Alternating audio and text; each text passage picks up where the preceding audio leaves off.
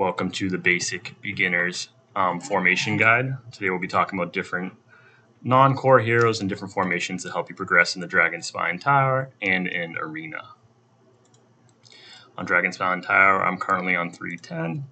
I just wanted to highlight, different formations on how to interact with these certain heroes. So when I'm looking at this, I'm seeing, two issues that come up right off the bat. We have the Valk that's going to stun the row with the most heroes. So if I had this formation, she would stun this entire row. And then this champion over here is going to freeze the champion on the farthest left. If there's no one here, it'll go one over. So right off the bat, I know this whole front row is going to get stunned. So with that case, I'm thinking I don't want the full champions to get stunned. I want to pick who gets stunned over here and who also gets stunned over here. So in this situation, I'm fine with her getting stunned because she's going to stun off the bat. And, I'm fine with her just taking the damage because I want her to die to give us the buff. And in this situation, Lord of Time actually removes stun off herself and will heal and remove the stun off whoever takes the most damage. So in this situation, it's either going to be our Luminescence or our Saint. So let's run it. I think this would be the best formation against a team like this.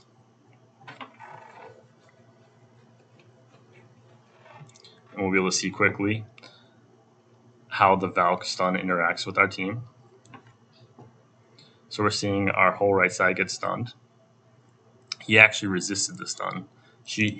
Luminescence should have been frozen, but she resisted it. Doesn't always happen, but she did get healed, so she would have had it removed.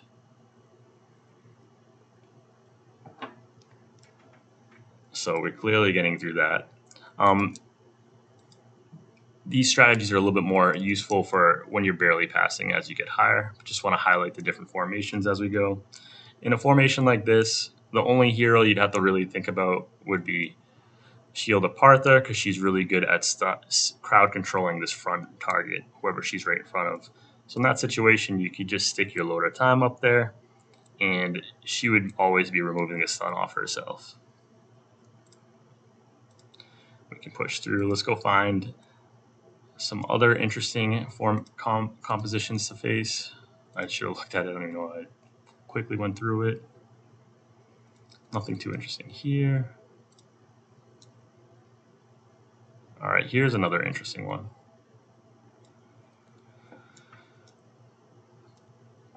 So here, there's two main targets I'm looking at, in Celestial Spear and Valk. If there was no Valk against enemy Celestial Spears, this would be the preferred formation to go with, because Celestial Spear only hits the front two rows, so you would limit the damage down to 2. But because there's a Valk, you'd end up stunning your whole third row, so you want to make sure you're keeping the same formation.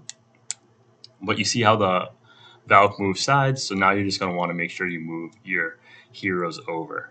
If you see Valk in the middle, she's going to attack, if you have this formation, the left side first. So if she's on the left or in the middle, you want the champions to take the stun over here.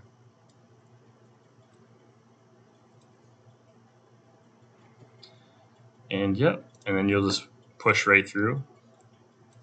And is there anything else maybe interesting here? I'm pretty sure for early game, that might be the main formations. Usually at 20, you'll see like another slightly harder composition. And it's like the same idea. Sometimes you'll have a formation where it's just the enemy DK in the middle and everyone in the back row. In situations like that, you could actually pull out your Revenant Knight.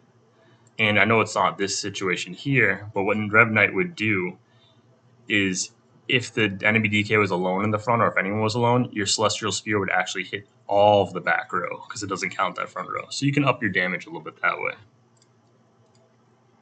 Other champions that you can use if you're struggling to get by, Frost Spear right here is a great champion. She actually has the ability of freezing all of the champions. It's a smaller percent chance, but sometimes that's all you need. You just restart it a few times until you push through. It's 12% to freeze. If you get her up to, I believe, 9 stars, it goes up to 14 or 15%. So she's actually not a bad non-core to use as well earlier on. If you do get some certain core champions are really good. You'll just have to mess around with them. One of them that's good is obviously Shield of Arthur, because of the great crowd control she does off the Fury ability and off her regular hit. It's 40%, I believe. No, where is it? Yeah, basic attacks have a 40% chance to freeze the target. So there's always a chance of keeping that one front hero locked down the entire time. And yeah, so that's basic formations of how I would move my champ heroes around to give myself what I would consider the best advantage.